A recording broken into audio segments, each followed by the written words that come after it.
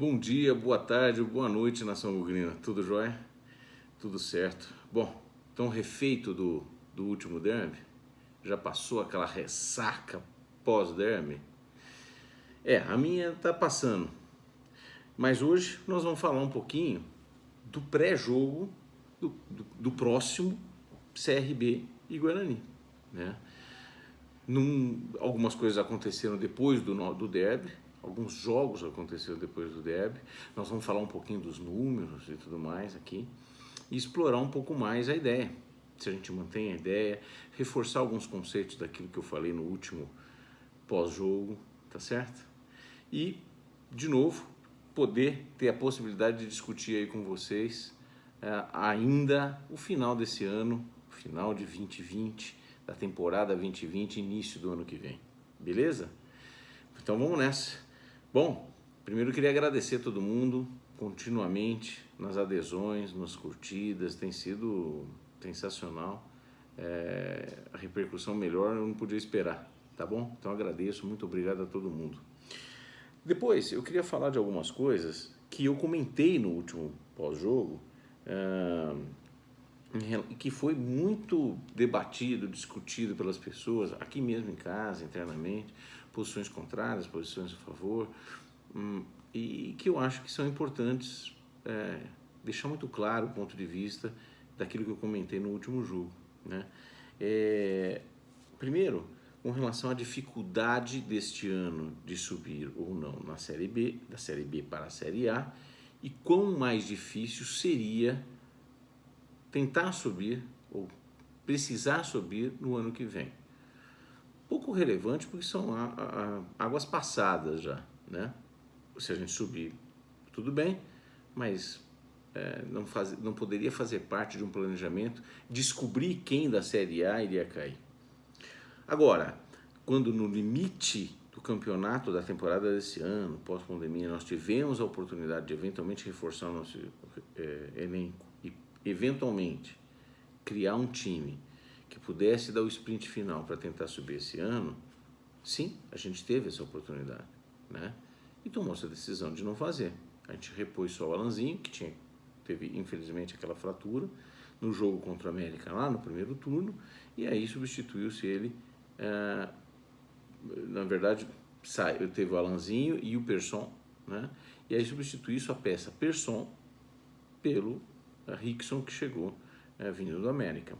Ponto. Esse foi o reforço. Alguns outros reforços tinham vindo antes, mas eu não vou mencionar alguns porque foram de pouca relevância ou de nenhuma relevância os outros reforços que vieram anteriormente, tá? Não deixam saudade, tá certo? Mas sim, então qual é o raciocínio? Esse ano nós tínhamos, qual a expectativa que tínhamos lá no início? O Guarani ia fazer uma campanha para tentar se manter com uma certa tranquilidade, ao contrário do que foi o ano passado, na Série B, e tentar, pela programação da diretoria, era isso, tentar se manter. Muito bem. Nós tivemos, a gente tinha também a perspectiva de que uma das 4 vagas provavelmente seriam alcançadas pelo próprio Cruzeiro, que tinha caído, é um time grande, aquela história que todo mundo conhece, né? Mas ainda em termos de perspectiva, alguns times tinham investido bastante e alguns times eram favoritos e tinham feito algumas boas campanhas no regional. Exemplo, América Mineiro, a Ponte Preta, nosso rival, e o próprio Avaí tinham investido bastante, investiram mais até do que a gente esperaria que pudessem investir, né? Então, esses 4 times, mais ainda, o Guarani tinha feito uma campanha razoável, então em algum momento até se comentou que o Guarani podia ser uma grata surpresa pelo Paulista, pelo pedaço de Paulista que fez, enfim. E aí, então, no campeonato, isso sucedeu-se aquilo que vocês viram, ou seja, uma dificuldade muito grande no primeiro turno, um desastre de campanha nos primeiros 14 jogos para nós, do Guarani. Mais ainda, o Cruzeiro, a gente viu que começou a cair pelas tabelas, estava junto com a gente lá atrás, nesse mesmo período de 14, 15 jogos primeiros aí. Alguns times que a gente achava que ia deslanchar, como a Pinguela e o próprio Avaí, principalmente o Avaí, não disseram para que veio. A Pinguela está mostrando agora, né? Pós-derby, algumas das dificuldades que eles estão tendo apareceram aí para quem quiser ler. Não tem nada a ver com isso, mas era favas contadas. O resultado não veio e não virá. Eles têm problemas financeiros, não vão subir, como disse no pós-jogo do derby, nem a pau. Bom, tendo dito isso, já na era Felipe Conceição, daria para a gente ter superado ou substituído, reforçado alguns setores sabidamente deficientes, como, por exemplo, a posição de atacante, centroavante. Poderíamos ter feito isso. Alguns times fizeram. Alguns times, como, por exemplo, o CRB, que é o nosso próximo adversário agora, trouxeram pelo menos 2 jogadores. Lucão, do Goiás, e Yuri, que veio do Atlético Goianiense. Os 2 centroavantes. Para quê? Para tentar não rebaixar para a Série C. Lucão, um cara que serviria para a gente tranquilamente, sabe fazer gol e tudo mais. Não vamos entrar nesse método. Portanto, e ano que vem? Ano que vem, esse Cruzeiro que está fora da briga tem um projeto com Filipão, Brunoro e tudo mais para subir 2021. Então, 2021 é certeza. O Cruzeiro vai lutar sem ter perdido 6 pontos, com uma situação eventualmente não fácil. Tem um monte de notícia, um monte de drama, um monte de desastre lá no Cruzeiro, que é um problema deles. Mas eles têm camisa e vai ter uma pressão muito grande para que esse time suba. Então o Cruzeiro é um grande candidato, mais do que era esse ano, mais pressionado do que foi esse ano. A probabilidade de subir no próximo ano é maior do que 2020? Com certeza. Temos ainda alguns times vindo da Série A, e aqui está claro para todo mundo, eu sei muito bem a regra, não é mais como antigamente, que traz o recurso que tem da Série A por um tempo. Não, sabemos disso. A dificuldade financeira é muito parecida com a que a própria Guarani vive, ponto. Tem camisas muito mais pesadas. Provavelmente ano que vem nós vamos ter um grupo de ex-campeões brasileiros enorme na Série A, na Série B. Cruzeiro, se o Guarani ficar na Série B, próprio Curitiba, eventualmente Botafogo, Vasco da Gama. Então Curitiba, Botafogo estão praticamente rebaixados.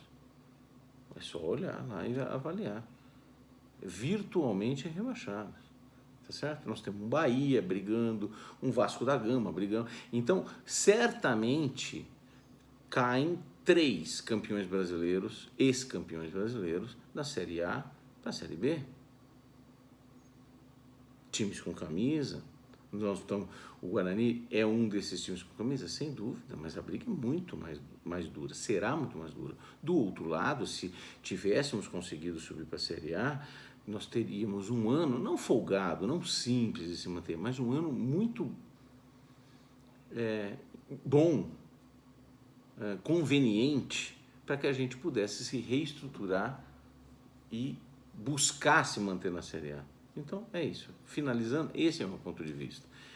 Não dava não para considerar isso desde o início do planejamento, porque não tem como adivinhar. Mas em algum momento, sim, tinha uma gestão para ser feita que a gente poderia apostar com muito pouco investimento em relação ao que nós fizemos, apostar em tentar colocar algumas fichas a mais para ficar na série, subir a Série A, ao invés de ficar na Série B. Eu não tenho dúvida disso. Certo? 2. Sobre o Crispim. Não vou de novo polemizar com relação aos motivos de o Felipe Conceição ter tirado ele de campo ou não. Eu já dei minha opinião e acho que sim, há motivos que expliquem, não que eu concorde necessariamente, mas que expliquem e possam justificar a decisão do Felipe Conceição no derby. Muito bem. Um comentário. Não por causa do derby, independentemente do derby, o Crispim fica para a temporada de 2021? Minha opinião, não. Dificilmente o Crispim fica no Guarani para 2021. Já seria assim, independente do que aconteceu no derby. A grande chance que o Guarani teria, ou a argumentação que o Guarani teria para tentar reter o Crispim para o próximo ano é a Série A. que, como já falamos antes, e vamos conversar um pouco mais, está muito improvável de a gente estar na Série A ano que vem. Dito isso, tem vários times que poderiam ter interesse. Surgiu muito de boato, que eu não faço parte dele. Vi sim o Lisca conversando com o Crispim no fim do jogo contra o América. Isso quer dizer alguma coisa? Pode ser que sim. Pode ser que nós estamos lidando com gente adulta. Quer dizer, não adianta a gente ficar... Quando um não quer, dois não brigam. Não adianta. Se ele quiser ir para o América, ele vai para o América. Eu acho que ele vai ter propostas até de outros times, que não o América. Propostas de alguns times de meio de tabela, pelo menos na Série A. O Lucas Crispim, para o ano que vem, com certeza.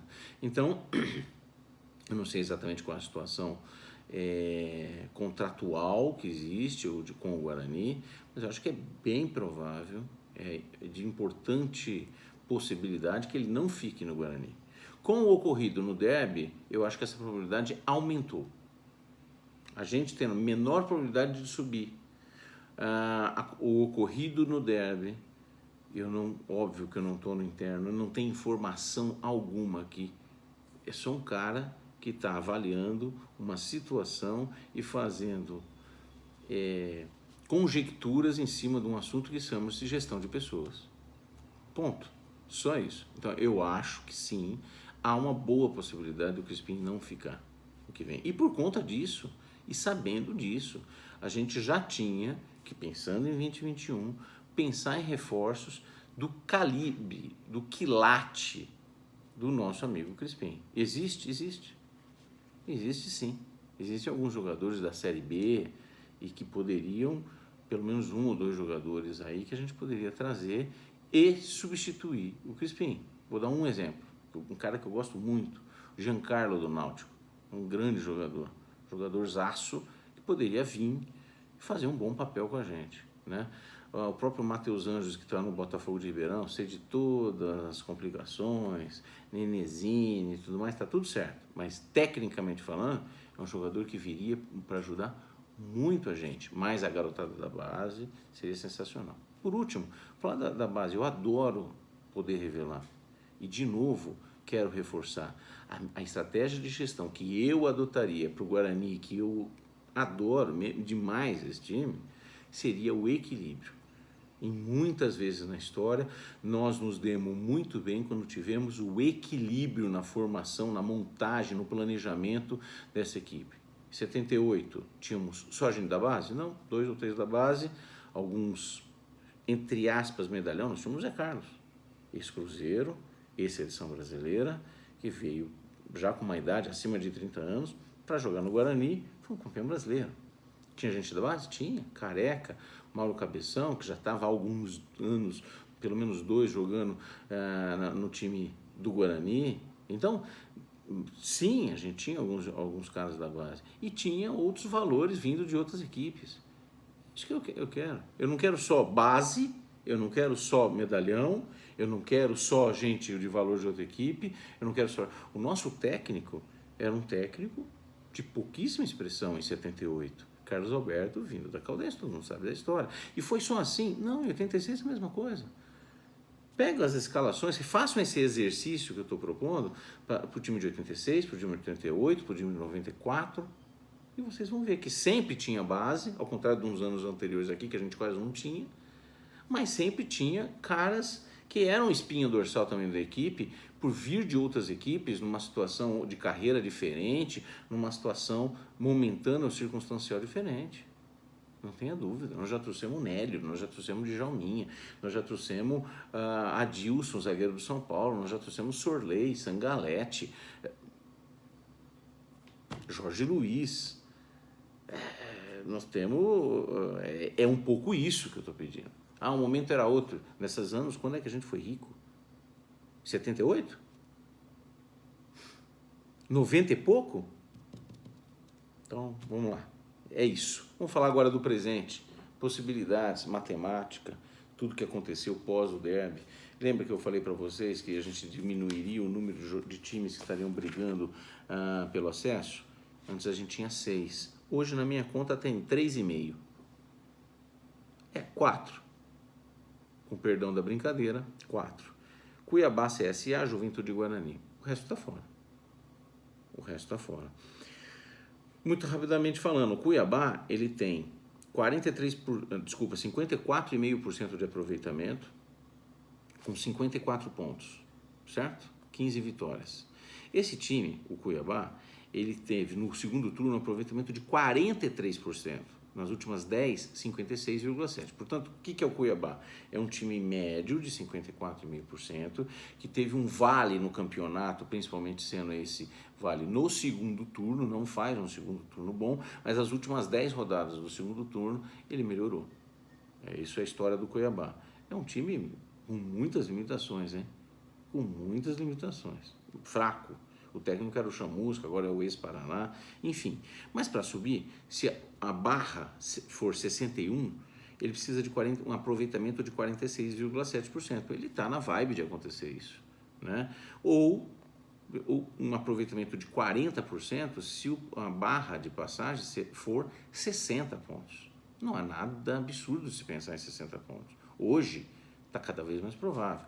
Alguns matemáticos dizem que com 60 pontos teria mais de 85% de chance de subir. E eu acho, pelos confrontos diretos, pode ser por aí mesmo. Pode ser que seja por aí mesmo. Eu acredito mais em 61, obviamente, mas 61 com certeza passa, 60 talvez. O segundo nessa lista é o CSA. O CSA vem em um bom momento, 52 pontos, sendo que teve um aproveitamento de 52,5% de aproveitamento no campeonato. No segundo turno, 57%. Nas últimas 10 rodadas, 60% de aproveitamento. Então, a reta é de subida. Eles vão precisar de 60% de aproveitamento, quer dizer, que é o que eles estão tendo nos últimos 10 jogos, para subir com 61% ou 53% para subir nos últimos com 60 pontos.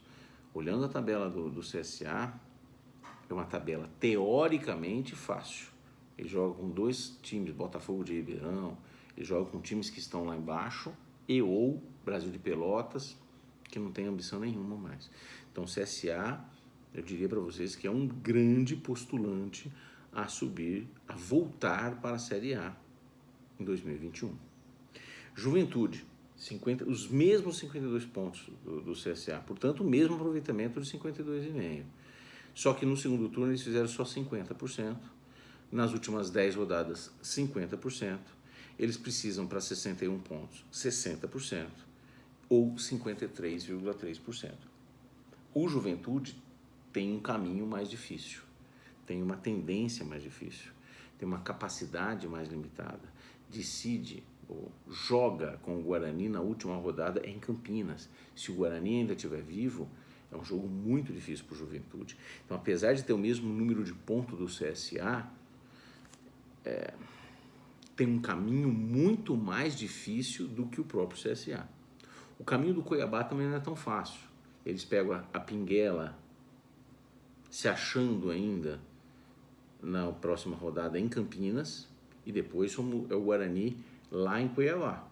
Então ele tem um caminho mais, principalmente nos próximos 2 jogos, um pouco árduo, difícil. O Guarani, que é o último dessa lista, tem 48 pontos.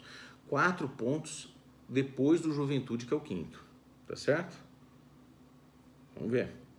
Aproveitamento de 48,5%, segundo turno 64%, é o melhor segundo turno de todos esses 4. Últimas 10 jogos, 56,7%. Já não é tão melhor assim. É o segundo colocado. É igual Cuiabá, é pior que CSA, ligeiramente melhor que Juventude.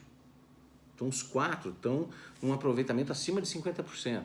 Mas o Guarani deu uma queda nos últimos jogos, certo? Para passar com 61%, o Guarani precisa ter um aproveitamento de 86,7%. E para passar com 60%, precisa de um aproveitamento de 80%. 4 vitórias. É a melhor possibilidade que nós temos. 4 vitórias em 5 jogos. 4 vitórias e uma derrota em 5 jogos. Não é nada fácil, mas improvável, eu diria. A campanha do Conceição, ela é muito boa. São 19 jogos, ou seja, um turno. Nós jogamos um turno inteirinho já com o Felipe Conceição. 37 pontos nesse turno. 11 vitórias em um turno. 65% de aproveitamento. Sensacional. No segundo turno, no pedaço do segundo turno, 64%. E nas últimas 10 rodadas, 56,7%. Ou seja, a curva do Felipe Conceição, do campeonato do Felipe Conceição, ela é descendente ao longo do tempo. Tá certo? Dá uma carinha de um time que vem cansando, dá uma carinha de um time curto, com plantel curto, com deficiência. Agora vem o Covid, nós vamos falar disso, impactando fortemente, coisa que não tinha acontecido até então. O CRB, interessante ver, agora já falando um pouquinho do nosso adversário, tem 43 pontos, nós temos 48, eles têm 43. Eles têm um aproveitamento de 43% contra os 48,5% nosso do campeonato. No segundo turno, eles fizeram, então, 43 é a média, 40,5 segundo turno, 36,7 nas últimas 10 rodadas. Eles vêm caindo. É uma descendência do CRB. Apesar disso, eles estão praticamente fora do rebaixamento. Então, o medo do rebaixamento, se muito, eles vão precisar de um ponto. Acho que nem isso. Pela briga de foice que está lá embaixo, não vão precisar nem de um ponto. Já estão no limite, mas escapando. Então, falta esse um ponto em 5 rodadas. O CRB escapou esse ano. Se o objetivo deles era escapar, escapou. Eles têm alguns valores que a gente conhece, pelo menos. Um time cascudinho. Então, a zaga com Gum e Everton Páscoa. Tem aquele meia Wesley, o chinelinho lá do Palmeiras, São Paulo, mas que marcou gol no último jogo deles. Na centroavante, como eu disse antes, contrataram 2. Tem Lucão. Eles perderam o Galhardo, que era o artilheiro do campeonato, e talvez por isso essa queda. Perderam o Galhardo. E eles contrataram para a reta final, o segundo turno principalmente, Lucão, que era do Goiás, Fluminense e Criciúma, e Yuri, que estava no Atlético Goianiense. Olha só. Estão fazendo gol? O Lucão fez gol esses últimos jogos. Enfim. Vou falar do Guarani, né? Na escalação do próximo jogo. Então, eu repito aquilo que eu acabei lá. Eu acho pouquíssimo provável o Guarani subir. E o Guarani, sim, tem que pensar já no ano que vem. A gente tem até uma vantagem. Nós vamos começar a disputar o Campeonato Paulista dia 28 de fevereiro e o nosso campeonato da Série B termina no dia 30. Então a gente tem a possibilidade de descansar quase um mês e preparar um novo time, um time reforçado, um time um pouco mais forte para a temporada 2021. Então é uma boa janela aí para a gente pensar nisso. Nós temos vários jogadores fora. O Valber, que foi expulso, e aí o resto por Covid /machucado, o Romércio, Bruno Silva, Pablo, Crispim, Vagninho, Gabriel, Mesquita, Jefferson Paulino, Vitor Ramon. Só uma estrelinha aqui, um comentário. Crispim já está fora dos próximos 2 jogos, só faltam 5. Então, se tudo correr bem e ele quiser voltar, ou ele puder voltar, ele só vai disputar 3 jogos pelo Guarani na Série B. Minha opinião, são os 3 últimos. Se disputar. Só guarda essa informação. Não tem veneno nenhum. Tem a constatação do que eu estou falando para vocês. Mas agora foi o Covid. Tá bom. Guarda a informação. Escalação. Não temos grandes escolhas, certo? Mas, no gol, temos Pim e Lucas Cardoso. Quando saiu a notícia de que os 2, Jefferson Paulino e Gabriel Mesquita, estavam fora, eu de cara falei, põe o Carlão. Porque o Pim, a gente não confia nele. O Pim, dia 30 de janeiro, ele está fora, está indo voltando para a Inter de Limeira. Qual que é a motivação que esse cara, sabendo de tudo isso, sabendo que a torcida não confia nele, sabendo que ele vai embora daqui 20 dias, 3 semanas, de jogar, de fechar o nosso gol? Pode ser. Eu não confio muito, não. Então, acho pouquíssimo provável isso acontecer. Mas, aí já veio, várias pessoas tiveram essa mesma opinião e aí já falaram, o Carlão está sem contrato. Que não renovou, vai renovar, não sei. Então tem o tal do Lucas Cardoso que eu não sei a cor do cara. Não sei que... Enfim, eu não sei que banda ele toca. Alto, magro, bom, goleiro, não sei dizer. Então, por total desinformação do meu lado, vamos de Pim, tá certo? Lateral direito, o Ludic. Se ele foi titular contra o Derby, CRB, e depois, é justo, como comentamos, fez uma boa partida, principalmente no segundo tempo, super justo ser mantido. Ludic. Zaga, Didi, que vai jogar, e provavelmente o Titi, né? Titi Didi. Vai dar sorte, sei lá. Lateral esquerdo, Bidu. Então, tem bastante gente da base aqui, ó. Só nesses 5 primeiros aqui nós temos 3. Sensacional, para quem quer nego da base, é o que nós temos e agora é a hora, né? Volante. Parece que o Marcelo volta, mas se não tiver condição, eu vou falar o que eu faria. Eu entraria com o David. Pode ser o Lucas Abreu, pode ser o Rickson. Eu acho que provavelmente o Conceição vai de Rickson, por tudo que a gente viu. Eu jogaria com o David. Não acho o Rickson um desastre. Poderia ser o Rickson também. Não sei qual é a opção dele. Então, mas colocaria o primeiro volante, David. Depois, Arthur Rezende e Murilo Rangel. Acho que não tem muito o que inventar. E no ataque, de novo, Matheus Souza, Renanzinho. Matheus Souza, se foi o titular no derby, agora não tem motivo para sair. Renanzinho veio até num crescente, flutua muito, mas é o jogo. É o jogo. Esse jogo do CRB, lá no contra o CRB, acho que pode jogar todos esses caras. E de centroavante, se o Sávio tá de volta e tá bem, Sávio. E o Rafa Costa? Deixa o Rafa Costa no banco. Eu preferiria entrar com o Sávio, então. Matheus Souza, Sávio e Renanzinho. Essa é a minha equipe. Ainda tem outras opções, aí tem um monte de... Nós temos, olha, dá para perceber que temos um elenco grande se contar com todas as pessoas da base. Ainda temos Cristóvão, Bruno Bianconi, Eliel, Marcelo, Rickson, Lucas Abreu, Giovani, Rafa Costa e Caio. Todos esses para opção de banco de reserva. Então, dá para formar um time? Dá para formar um time. É o time dos nossos sonhos? Não, não é mais muito pior do que o que veio jogando nas últimas rodadas. Júnior Todinho é uma incógnita. Falaram que ele já estava recuperado, estava treinando com bola, mas não foi no derby. Agora, se ele tiver condição, seria um reforço importante. Trocaria alguns dos que estão jogando, ou desses que eu sugeri, para entrar com o Júnior Todinho? Se não, depende da condição dele, né? Quem está vendo o treino, como o próprio Felipe Conceição ele falou assim, eu não vejo, vocês não vê treino, eu vejo. Bom, é verdade. Então, ele é o cara mais indicado para saber se o Júnior Todinho joga. Na teoria, no currículo joga. No currículo joga. Então é isso, gente. Acho, de novo, mantenho pouquíssimo provável de a gente ainda manter alguma chance. Tem que ganhar no mínimo 4 para garantir 5. 4 vitórias e um empate, eu acho bem provável subir. Mas o grande tchan do negócio, a grande incógnita, é como fazer 80% de aproveitamento com um time que vem fazendo 56 e que agora está absolutamente impactado na sua formação.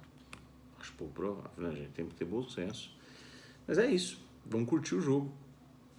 Vamos ver a molecada jogar. Já foi um time de molecada no derby. É um time muito de molecada aqui. Nós temos, olha, vamos lá? Na base, 1, 2, 3, 4, 5, pelo menos 5 titulares vindo da base. Nada contra. É o time que vai fazer a gente subir? Meu Deus, tomara que sim. Duvido. Mas vamos lá. Boa sorte para todo mundo, boa sorte para o time, boa sorte Felipe Conceição. Sei que você não vai poder estar no banco, mas muito boa sorte na condução dessa equipe lá. E um abraço para todo mundo, a gente se vê no pós-jogo. Grande abraço, tchau.